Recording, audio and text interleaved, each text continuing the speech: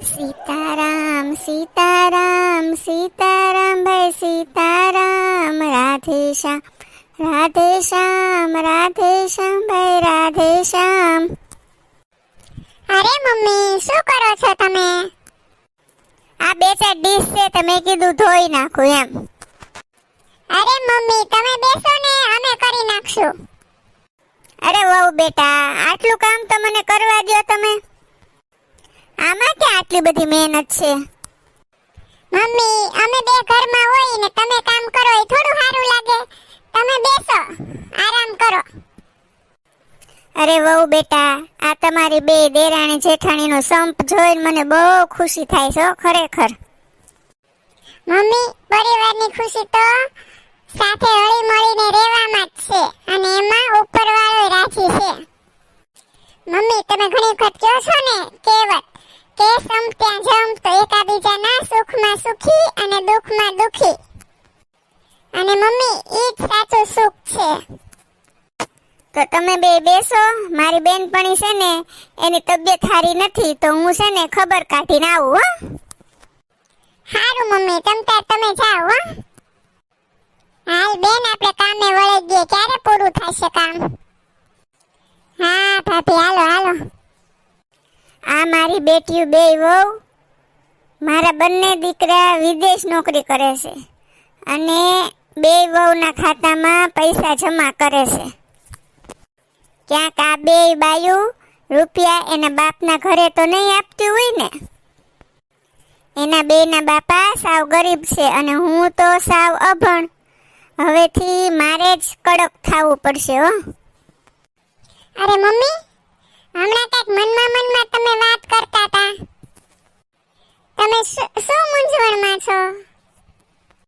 હા મમ્મી જે હોય ને એ ખુલ્લા દિલથી કહી દેજો.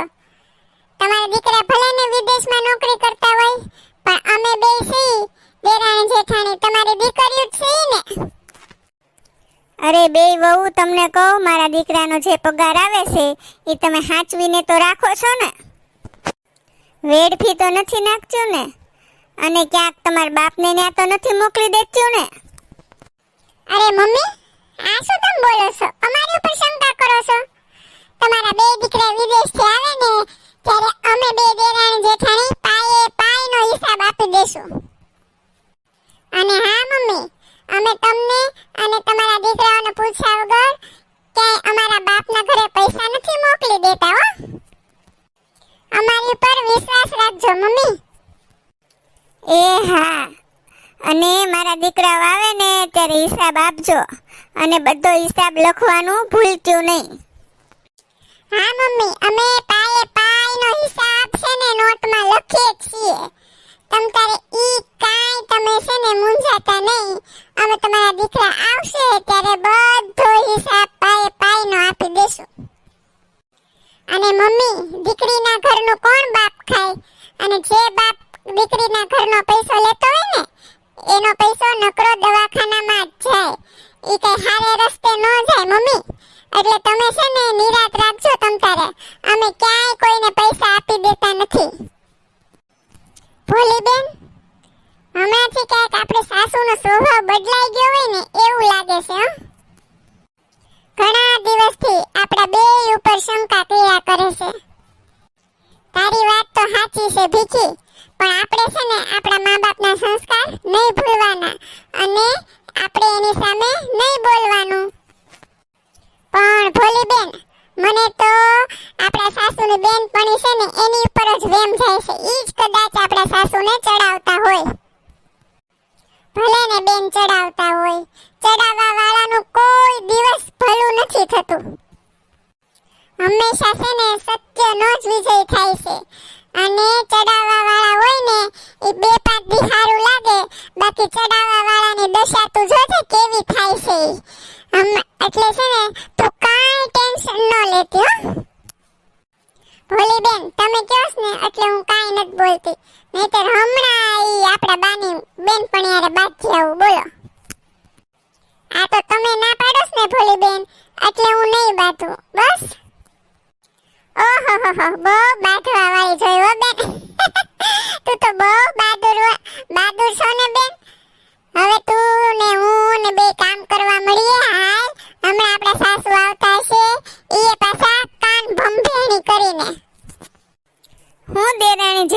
બે ખુશ થાવશો. આમ કે પૈસાનો ધુમાડો તો નથી કરી આવ્યો ને? પૈસા છે ને હાચવીને રાખજો હો, પાછું બે. હા, મારા દીકરા બે બિચારા કેટલી મહેનત કરે છે ત્યારે પૈસા આવે છે, અને તમારે છે નકરા ઉડાડવા જ છે. અરે મમ્મી, તમે તો બહુ કર્યું હો. જ્યારે હોય ત્યારે શંકા ને શંકા જ કર્યા કરો છો. તમને બીજું કાંઈ સૂઝતું નથી મમ્મી. તમે છે ને મમ્મી હમણાં અમારા બે પ્રત્યે બહુ શંકા કરો છો. તમને આ શંકાનું ભૂત વળગ્યું ક્યાંથી એ જ નથી સમજાતું.